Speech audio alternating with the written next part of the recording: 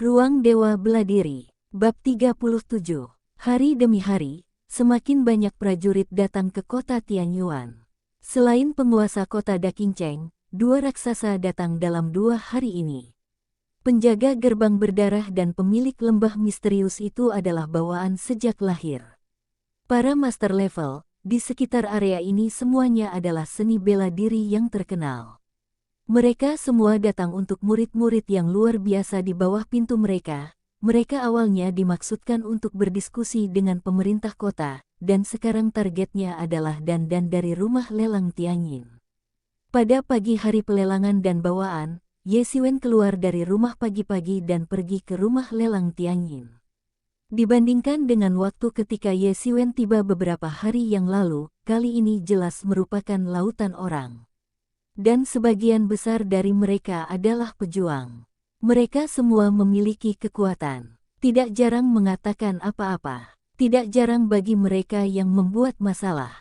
Mereka yang membuat masalah langsung dibuang oleh penjaga rumah lelang Tianyin dan dilarang. Namun, untuk Ye Xiwen, yang mengenakan latihan tingkat tinggi seperti Tian Xianbu, itu bukan masalah. Itu seperti berenang ikan. Mudah untuk dipindahkan ke rumah lelang. Seperti terakhir kali, setelah membayar Lingxi, Ye Xiwen menerimanya. Kartu tempat duduk Anda sendiri. Ye Xiwen baru saja memasuki lorong itu, dan tiba-tiba melihat sekelompok orang berjalan di lorong VIP tidak jauh dari sana. Pria paruh baya terkemuka, yang tampak seperti berusia 40 tahun, mengenakan jubah, tetapi napasnya seperti bernafas. Darah terbagi, dan sepertinya Anda bisa mencium bau darah saat Anda berada jauh. Sepasang tangan besar berwarna merah, merah dan merah. Seorang pria muda dengan mantel berdarah di belakangnya, wajahnya sangat pucat, seolah-olah dia menderita penyakit serius, tetapi matanya dingin dan dingin, seperti setengah baya, tangannya merah. Semua orang bersembunyi jauh, ada pintu berdarah, dan itu sebenarnya adalah penjaga pintu berdarah An Yuan yang secara pribadi memimpin tim. Hei, kali ini, kontroversi dari dan bawaan tampaknya beberapa dari mereka. Yang di belakang An Yuan adalah muridnya yang bangga An Yunpeng. Kali ini An Yuan secara pribadi datang untuk membeli pelopor untuk An Yunpeng. Petik 2. Benar bahwa dia benar. Melihat tangannya merah, tangan berdarah pasti telah dilatih untuk cukup api. Dikatakan bahwa seni bela diri semacam ini perlu dipraktekkan dengan darah orang yang hidup. Aku tidak tahu berapa banyak orang yang telah terbunuh olehnya telah mencapai titik ini. Petik 2. Hei, berbisik, apakah kamu ingin mati? Itu adalah prajurit jahat yang tidak masuk akal. Berbisik di antara kerumunan. Tuan Tanah Lembah Suan Mo baru saja lewat, hei, penuh pai. Tidak. Ini saatnya pasukan ini untuk bersaing demi dan. Ye Xiwen tidak tinggal lama, ia menemukan kursinya, mulai menutup matanya dan menunggu dimulainya pelelangan. Kerumunan penuh dengan orang-orang di pelelangan, dan butuh setengah jam lagi untuk akhirnya memulai. Selamat datang di rumah lelang kami. Calon pelelangan ini adalah yang terakhir kalinya, pria tua itu berkata. Mengapa semua orang datang? Dan orang-orang tua tahu bahwa ini bukan omong kosong, mari kita mulai bisnis kita sekarang. Lelang kedua. Petik 2. Serupa dengan terakhir kali ini orang tua berjubah putih, masih ada omong kosong, sangat sederhana untuk memulai. Dibandingkan dengan yang terakhir kali, kualitas barang dalam pelelangan ini jelas membaik. Pedang ini, bernama Bisue, dilemparkan oleh besi dingin milenium. Ini adalah pekerjaan luar biasa yang dilemparkan oleh para tuan yang diundang oleh rumah lelang kami. Itu memotong besi dan lumpur, dan harganya 2000 keping batu yang lebih rendah. Ada sebuah nampan platinum, dan sebuah pedang biru di atas nampan itu terletak dengan tenang di atasnya, ada dingin yang samar di sekitar bilah, yang membuat udara di sekitarnya mengembun menjadi gas putih, yang jelas merupakan senjata para dewa. Dibandingkan dengan lelang sebelumnya, kualitasnya telah meningkat secara signifikan, tetapi Ye Xiwen masih belum begitu tertarik. Dia menggunakan pisau dan pedang sangat berbeda, dan pedang itu tidak baik. Namun, Ye Xiwen tidak tertarik, tetapi banyak orang sangat tertarik, dan kekuatan finansial saat ini lebih kuat dari sebelumnya. 2.300, 2.500, 3.000, titik. Setelah 2 menit tawaran, pedang itu dibeli dengan harga 4.500 buah. Tingkat uang membuat Ye Xiwen sedikit terpana. Benar saja, setelah rumah lelang Tianyin berturut-turut mengeluarkan beberapa senjata bagus atau barang-barang berharga, tetapi tidak ada tempat bagi Ye Xiwen untuk memiliki hati, Ye Xiwen tidak ada gunanya, dan tidak ikut serta dalam kompetisi. Tentu saja, yang paling penting harga saat ini juga lebih mahal dari satu. Bukannya Ye Xiwen tidak mampu membeli apapun, tetapi ia tidak melihat sejauh mana Ye Xiwen merasa bahwa ia harus membelinya. Lambat laun, bahkan di dalam kotak VIP, orang-orang mulai bersaing, dan mereka menawarkan harga.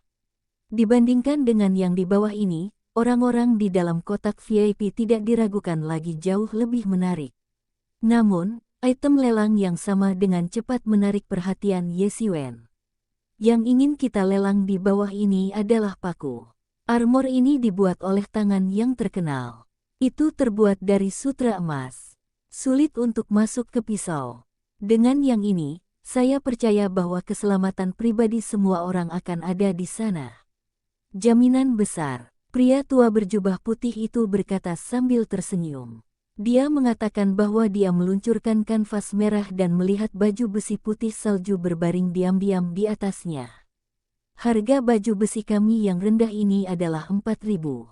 Kata lelaki tua berjubah putih itu. Benda-benda pertahanan selalu lebih mahal daripada senjata. Senjata umum para dewa jelas tidak begitu mahal, tetapi masih berupa paku. Dengan paku, itu pasti sama dengan kehidupan. 5.500. Ye Xiwen memimpin untuk berteriak, dia juga sangat menarik untuk bagian dalam ini, meskipun dia tahu bahwa kebanyakan dari mereka tidak ada di tangan mereka. Lagi pula, dia memiliki sumber daya keuangan yang terbatas, tetapi masih harus mencoba. 8.000. Suara Ye Xiwen baru saja jatuh, suara seorang pemuda yang sombong segera berteriak, seperti biasa, sombong, menambahkan 2.500 keping dalam satu nafas. Ye Xiwen mengerutkan kening, begitu kacau, benar-benar bahagia hanya akan menjadi kamar dagang perak Wolf.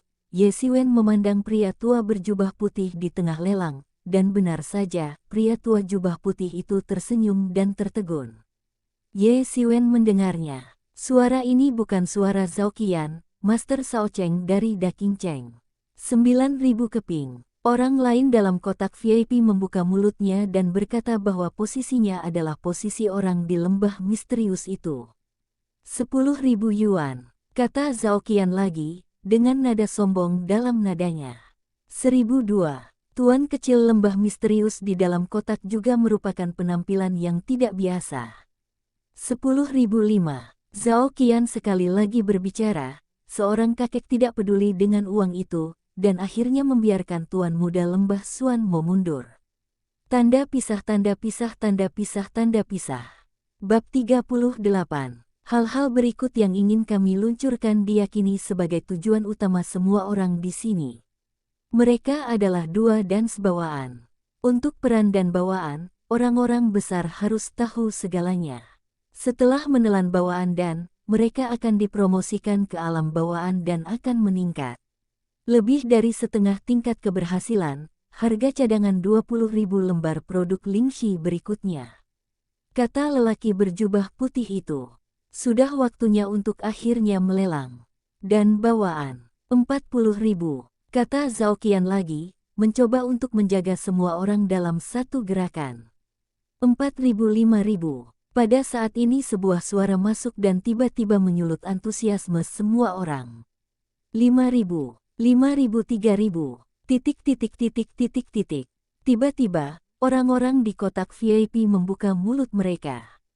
Mereka pada awalnya tertarik oleh Kaisar Tiandan. Ini adalah tujuan utama Xiandan, dan bagaimana mungkin itu tidak gila saat ini. Pada saat ini, orang-orang selain yang ada di dalam kotak VIP pada dasarnya adalah penonton. Dengan harga tinggi, mereka bahkan tidak memenuhi syarat untuk berpartisipasi. 70.000, kata Zhao Qian lagi dan lagi. Pada saat ini, banyak orang telah tenang dan masih bersaing. Mereka tidak diragukan lagi adalah orang-orang dari semua kekuatan utama. Yang lain sudah melihat harga yang begitu tinggi dan sudah pusing. 80.000. Pada saat ini, perwakilan dari pintu darah, An Yunpeng akhirnya berkata, menambahkan 10.000 berdasarkan Zhao Qian, dapat disebut kaya dan kaya. 50.000. Kota kami menjaga pemerintah dari 150.000. Saya harap semua orang akan memberi saya wajah di kota. Pada saat ini, suara seorang pria paruh baya keluar. Sebenarnya itu adalah pemerintah kota, karena pemerintah kota dan pemilik kota kedua belah pihak pemerintah tidak banyak berurusan dengan itu. Semua orang tidak berharap bahwa pemerintah gerbang kota benar-benar datang, juga membuka 150.000 batu di satu batu dalam satu nafas, tetapi itu bukan jumlah yang kecil. Semua pasukan diam, dan tidak terus menaikkan harga. Itu bukan tabu bagi pemerintah kota. Sebaliknya, mereka takut pada pengadilan kerajaan Dayue di belakang pemerintah kota. Meskipun orang-orang ini berada di sekitar Gunung Qingfeng, pemerintah tidak dapat membantu mereka. Tapi mereka tahu itu karena terletak di tepi perbatasan, bukan di tengah. Tidak ada yang bisa melihatnya di sini. Mereka bisa berjalan ke samping. Penjaga gerbang kota adalah wakil Dayue Guo. Membunuh pemilik kota mungkin bukan masalah. Namun, jika Anda membunuh penjaga kota, Anda harus menghadapi guntur pengadilan kerajaan Dayue. Perlindungan pengadilan negeri Dayue diketahui dunia. Ini tidak pandang bulu, dan Anda akan menghancurkan seluruh leluhur. Pengadilan memiliki pasukan khusus untuk menangani hal ini. Zongmen, di samping sejumlah besar pasukan besar seperti Yuan Zhongzhong, yang tidak menyalahkan pengadilan kerajaan Dayue untuk 3 poin. Tidak ada yang dipaksa untuk melakukan itu, tidak ada yang mau merobek muka dengan pemerintah kota. Setelah pembukaan pemerintahan gerbang kota, kota itu tinggal di antara hadirin dan membeli dan bawaan sejak awal dengan harga 150.000. Setelah dan bawaan-bawaan dijual, dan bawaan kedua menarik lebih banyak kompetisi orang. Namun, sebagai perbandingan, sisi keuangan masih merupakan kota utama Daqingcheng. Lembah Xuanmo, pintu berdarah adalah yang paling kuat, ketika 100.000, setelah orang lain segera dihilangkan. 13.000. Pada saat ini, Tuan Muda Lembah Xuanmo berkata, saya harap semua orang akan memberi saya wajah lembah misterius, dan akan ada laporan tebal di masa depan. Adikmu, kamu berkata bahwa kamu akan memberikan wajah padamu, wajahmu terbuat dari emas. Tuan Muda Daqingcheng berkata dengan jijik, mereka masih memiliki beberapa tabu untuk Tianyuan Chengchengfo, tetapi untuk tidak ada yang perlu ditakutkan di Magic Valley. Saya kehabisan 150.000. Setelah akhir pertandingan, Zhao Qingyan, penguasa Daqingcheng, berkata dengan bangga. Zhao Qian, bisa dikatakan, kamu memutuskan untuk menjadi benar denganku. Wen Qingxing, Tuan Muda Lembah Xuanmo, adalah seorang pemuda yang tampan. Hanya saja kali ini, wajah tampan ditutupi dengan kabut, tetapi sepertinya sedikit perasaan cemberut. Bagaimana kalau melakukannya dengan benar? Zhao Qian tidak peduli sama sekali. 160.000. Tiba-tiba sebuah suara datang dari kotak pintu berdarah itu, dan tangan berdarah pemilik, Yunpeng, tangan merah berdarah memegang dagunya, dan sudut mulutnya menyeringai dan berkata, maaf, 2, untuk Xiantian dan, saya juga tertarik. Petik 2. Ye Xiwen melihat bahwa harga bawaan dan kedua telah melebihi yang pertama, tetapi apa yang membuatnya agak aneh adalah bahwa kali ini dia berbicara tentang beberapa penguasa pasukan, tetapi generasi yang lebih tua sangat tenang. Jangan katakan sepatah kata pun, seolah-olah tidak ada yang namanya normal. Namun, Ye Xiwen jelas dapat merasakan bahwa 3 nafas yang mengerikan di dalam kotak berada dalam nafas yang sama, dan ayahnya Ye Kongming berbeda. Meskipun Ye Kongming juga merupakan master bawaan, tetapi Ye Xiwen menghadap Ye Kongming, tetapi dia tidak merasa bahwa Ye Kongming memiliki nafas yang begitu menarik. hanya bisa merasa tak terduga. 180.000, kata Wen Qingxing dengan suara rendah. 200.000, kata Zhao Qian segera, seolah-olah dia tidak peduli tentang uang sama sekali, tetapi itu juga benar. Untuk mengatakan bahwa ada uang, itu memang kota paling kaya di Daqingcheng. Daqingcheng adalah yang paling tanah keluarga, meskipun masih ada penjaga di kota, tetapi 80% pajak di kota adalah milik rumah mereka.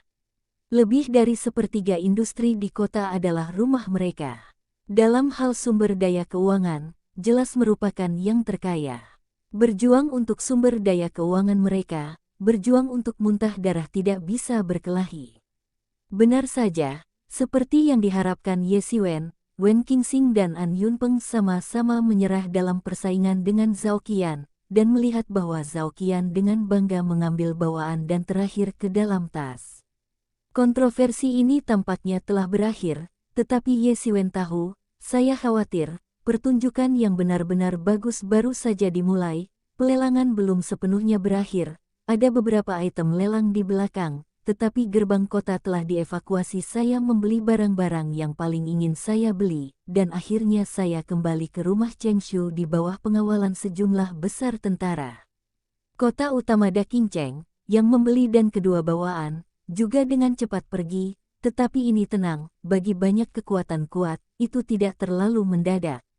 Ye Xiwen juga diam-diam bangkit dan diam-diam keluar dari rumah lelang. Tidak terlalu jauh, tidak jauh, orang-orang di Daqingcheng bergegas keluar dari kota. Dan setelah beberapa saat, tangan berdarah dan lembah ajaib orang berada di satu sisi, tergantung di belakang. Ye Xiwen masih tidak mengerti, sebelum menghabiskan uang untuk membeli dan bawaan, hanya pembuka, sekarang adalah sorot nyata, tidak ada yang membeli, itu adalah hal yang paling penting untuk dibawa kembali. Jelas, semua orang mengerti kebenaran ini, tidak ada yang bodoh, tidak ada yang idiot. Istana Chengshu Kota Tiancheng memiliki perlindungan militer yang berat dan merupakan situsnya sendiri. Tidak ada masalah dalam keselamatan dan keselamatan. Namun, sulit untuk mengatakan bahwa pemerintah kota Daqingcheng. Tanda pisah.